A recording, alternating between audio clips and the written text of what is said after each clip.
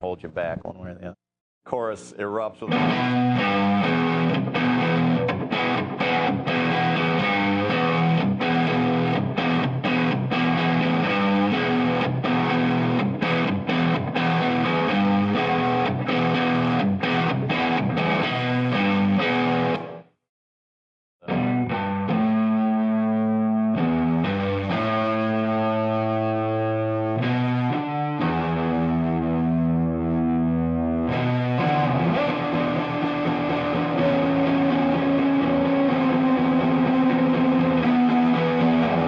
And then the monkeys begin to laugh.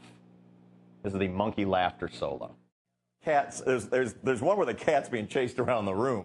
Yeah, but then the monkeys laughing is entirely different. I'm sort of the old McDonald of, we're in the primate house now when it comes to the monkeys laughing. And that is we go to 11 because it's a guitar solo. The wah-wah pedal is deployed. The whammy bar is depressed to make the strings slack. And then the little monkeys are slapped against the pickups while they're being wah-wah'd. And rumor has it that...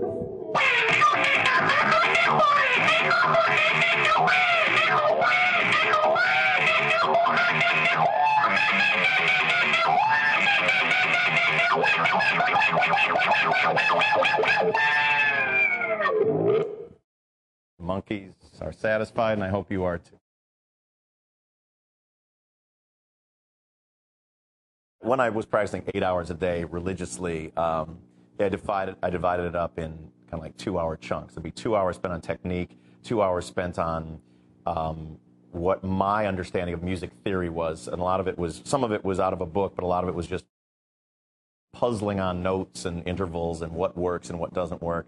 2 hours was just jamming along with the radio or with albums. Never learning songs. I always shied away from learning songs because I wanted to sort of maintain.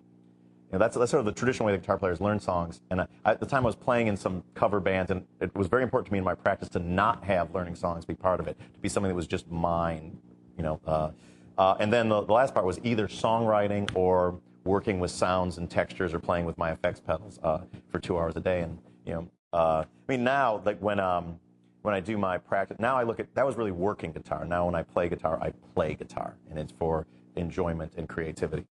When there's like woodshedding now, or before we go in to make a record, or before a tour begins, or before I go in to play solos, basically it's about limbering my fingers. I've got kind of the technique somewhere in there, and it's about finding a way to bring it to the surface. And a lot of that is just doing really sort of fluid hammer-on triplets.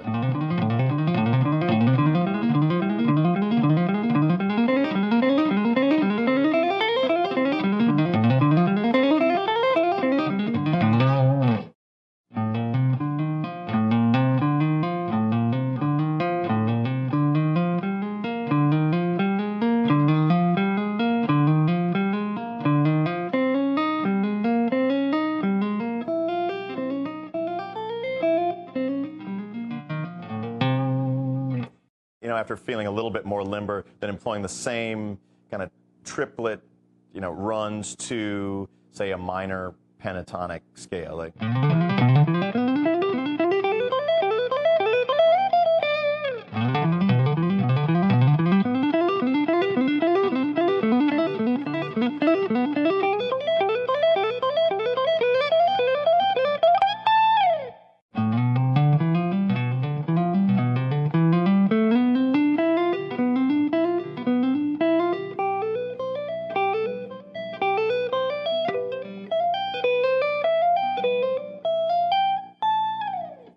just sort of improvising around that. What I like to do, though, because that sounds kind of clean and cut and dry, is just throw the delay on, and all of a sudden you're at the circus.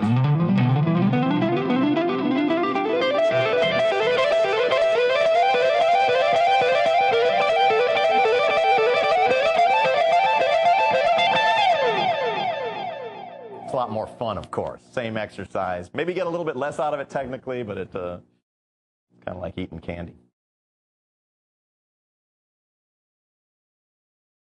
The song actually starts with the big power chords, though. It starts with a... I like to put on the phase 90 to thrill the children.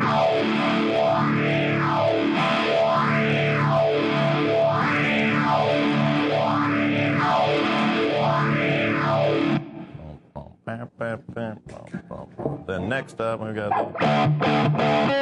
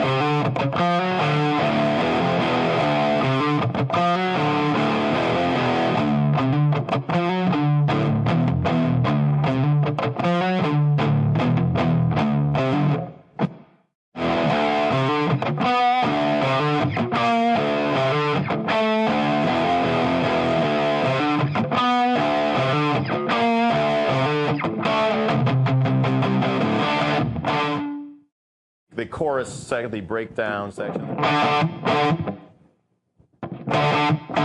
Revolutionary words are spoken in there. The chorus is about to drop. Then it builds.